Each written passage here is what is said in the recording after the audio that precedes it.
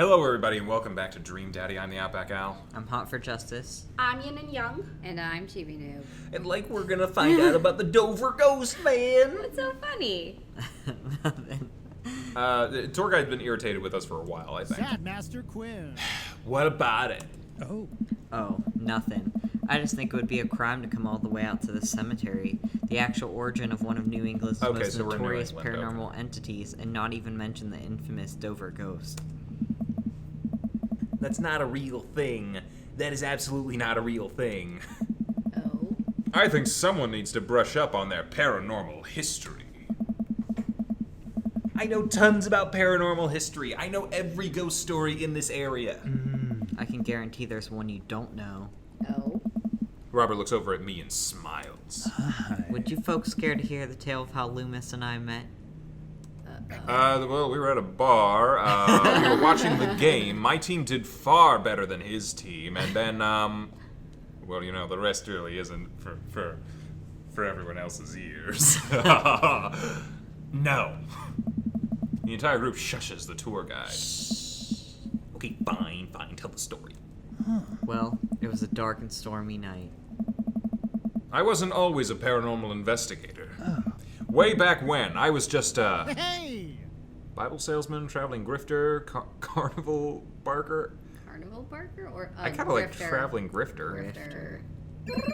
Yeah. There we Moving go. from town to town, always looking for my next mark. It wasn't an easy life, but I had fun. Taking from the rich, giving to the poor, actually also taking from the poor. Not proud of it, just saying.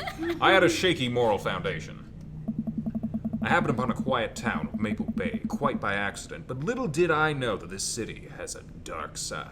Now, about the same time, I was just starting out as an apprentice to a rather famous ghost hunter who's an old family friend of mine. I carried the equipment, operated the EVP machine, all that. Wait, Yes? who was the famous ghost hunter? Well, I don't like to name drop, but Georgia Mathers.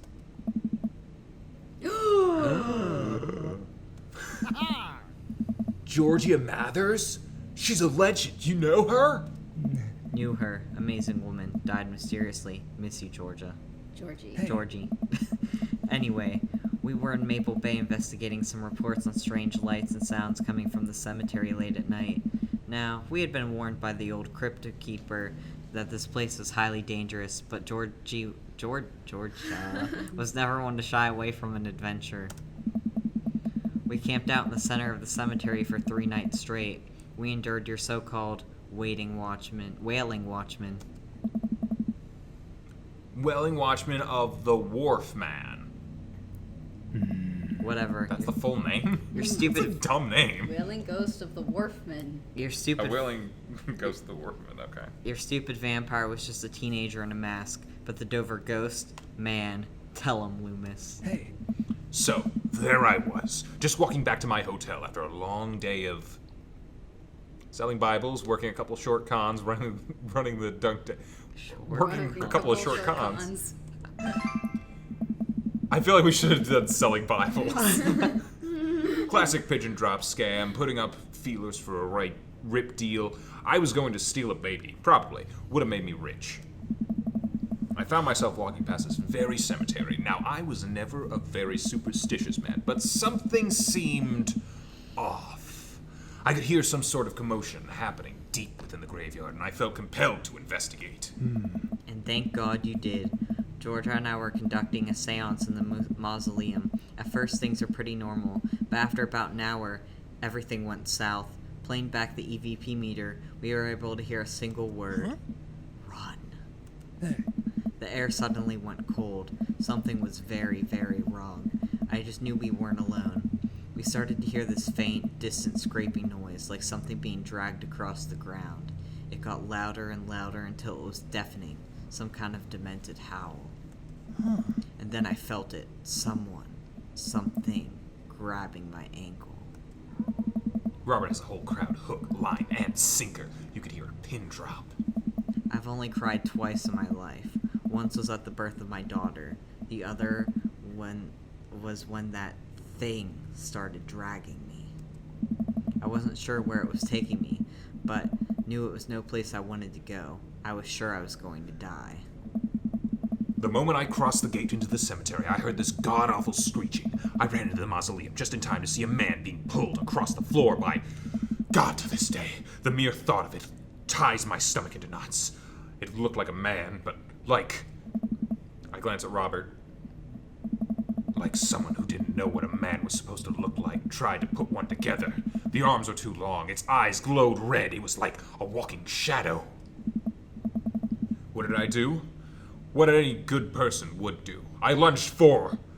Shoot, what was his fake name again? Oh, yeah. Dr. Daniel McSturgiss. Daniel. There we go. Good. Got it. This is why you guys I just thought he was Mr. I don't even think he said... No, he said Daniel. Okay. Okay. I grabbed his hand and entered into a tug of war with the unholiest of forces. I thought I was going to be torn in half. But I had God on my side. The pocket... And Oh, we should have got the pocket Bibles. The pocket Bible I always kept on me fell out of my shirt pocket. And to this day, I can remember that passage it opened to. God, what's... I don't know any of these. Not Austin. Is that even a verse? Well, I know Leviticus is a real thing, and so is Revelations. What's Ecclesiastes? That's is real. Is that the one that they used in The Exorcist? Ecclesiastes. Is Yeah. Ecclesiastes? All right, let's go with Ecclesiastes. You seem to know what you're doing. Then shall the dust return to the earth as it was, and the spirit shall return unto God who gave it. I have no idea where Robert pulled that verse from. Wait, did we just make a choice for Robert? I guess so. we said what verse it was, and he just he just picked knew it up. it. Okay. With a horrifying growl, the entity finally relented. Daniel and I collapsed onto the ground, exhausted. We were both covered in blood. What? That damn creature clawed into my chest. Got me real good. Had to get 16 stitches. So cool. Robert pulls down the collar of his shirt to reveal a long, wicked scar across its pecs. And that's how I got this scar. I thought this was the story of how you met. It's both. I followed Georgia Mathers to the end of the earth. We faced exorcisms, demons, poltergeists that threw our equipment across the room. But I had never seen Georgia so scared. She was never the same after that, and neither was I. And neither was your butthole when I was done with you. Oh boy. Uh-oh. Watching... That's really inappropriate, I guess. For this crap, probably. Watching what happened to Daniel and Georgia shook my faith, but I came out of that experience a better man and a better friend. Cool. And we've been brothers ever since. So when did I get my doctorate? I don't know. The tour group gives us a round of applause as Daniel, Robert, and I share an emotional hug. As he embraces me, I can smell the cologne on his neck. Wow, Robert does clean up good. I find myself lingering a little too long on the hug. The tour guide seems to have bought it. Even he's wiping a tear from his eyes. Oh God. Thank you, thank you. It's an honor to be able to share our story. Be sure to watch out for our book. Paranormal Excursions of the Supernatural Ice Road Ghost Truckers. I Saw a Demon, the shocking true story of seeing a demon. The Bro's Guide to the Hottest Ghosts. Part of me wants to go with the last one. I think I saw a demon, the shocking true story of seeing a demon. I don't know. It seems the most appropriate. I'm scared. Well, we didn't have Wait, anything to do with Ice Road Did you Ghost see Truckers. the answer? I didn't. Okay. The Bro's Guide to the Hottest Ghosts. This is kind of funny. I feel like he might hate us if we choose the wrong one. Maybe. Yeah, he might. I mean, there's usually a hate, a like, and a really like option, and you're just gonna look it up. It's fine. It's... Please tell me it's I Saw a Demon. no.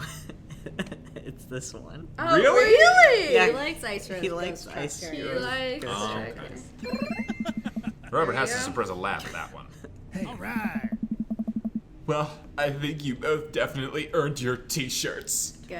Screenshot Max. The tour guide hands us the coveted t-shirts. He then slips us both his business card and leans in close. If you guys are ever in need of a professional actor, balloon animal artist, Elvis impersonator, or nude model, please don't hesitate to contact me. You got it, buddy. After a couple of tourists take selfies with us, we split away from the group and walk home. That was incredible.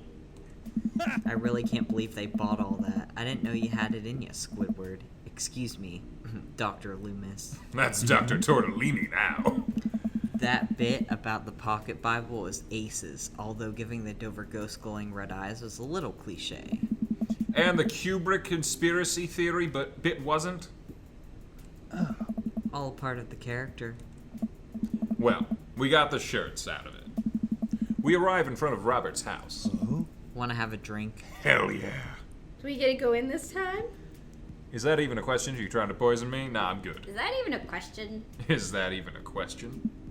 Robert, how long have you known me for? Do you really think I would turn down the opportunity to share a fine alcoholic beverage with my treasured friend and accomplice, Mr. Robert Bobbert Small? If you ever call me Bobbert again, I will kick you right in the shins, both of them. At the same time, that would be impressive.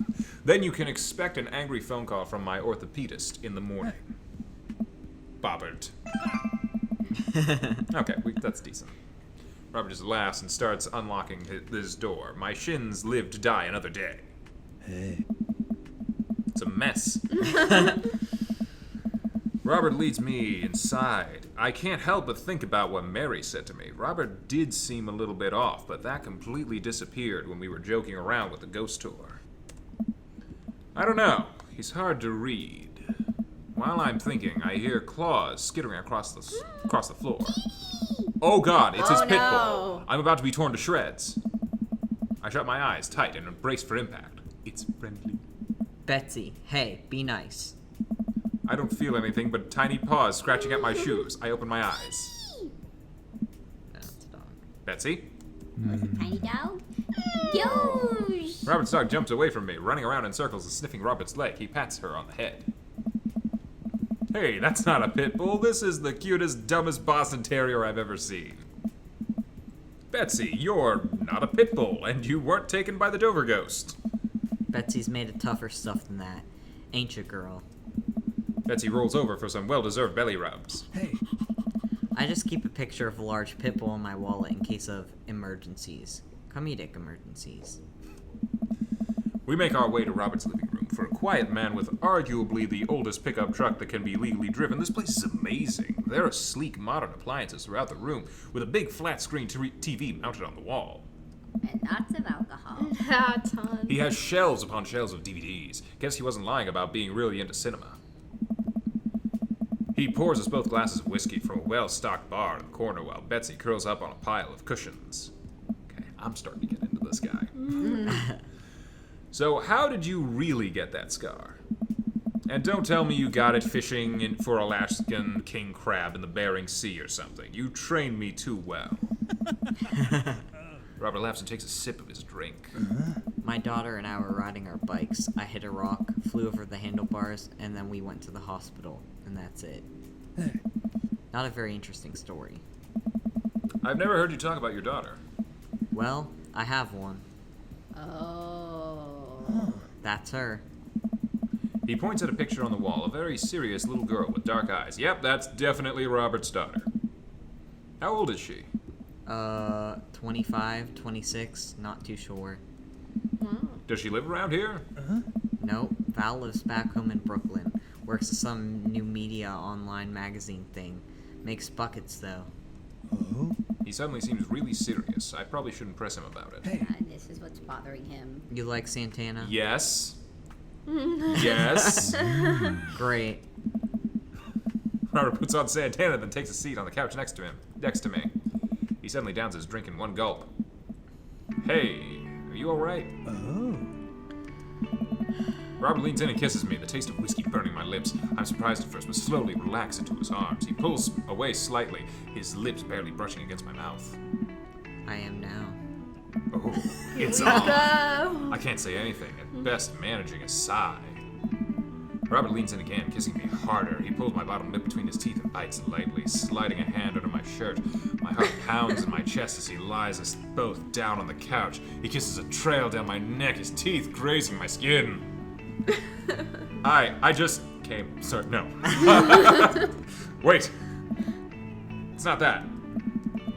Robert bites down and I have it. It's just stifle moan. Stop. Robert stiffens up and pulls away. No biting. Oh, no. I'm more than okay with that. Something's up. Robert runs a hand through his hair and looks away. I'm fine. I've just been kind of stressed out. Tired. Not a big deal. Should we be okay with it or push it? This one's really hard. Well, I was a minute ago. This is important. Probably is important. It probably is very important, but we'll have to find out what's important next time. Bye, everybody. Bye. Don't you hate it when we leave you on a cliffhanger? Of course.